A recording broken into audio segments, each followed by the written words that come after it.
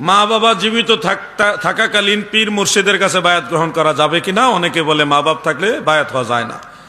তো মনে রাখবেন, কেউ যদি পীর হয়ে যান এবং সে পীর সাহেবের আব্বাজান আম্মাজান বেঁচে থাকেন, তো সেই পীর সাহেবের জন্য ফরজ মা বাবার খেদমত করা, মা বাবার সেবা করা। এখানে কাউকে কনসিডার করার কোনো সুযোগ নাই। একেবারে সবার জন্য এটা জরুরি, মা বাবার খেদমত করতেই হবে, পীর হইলেও করতে হবে। তবে জান্নাতে যাওয়ার জন্যে, জাহান্নামের আগুন থেকে বাঁচার জন্যে, কিংবা আল্লাহ পাওয়ার জন্যে আপনি যে একজন মুর্শিদের কাছে বায়াত হলেন, আপনার জান্নাত দরকার, আপনার জাহান্নাম থেকে বাঁচার দরকার, আপনি আল্লাহ পাওয়ার দরকার। আপনার মা বাবার কি দরকার নাই? জান্নাতে কি আপনি একাই যাইবেন না? মা বাবাও যাওয়া দরকার আছে।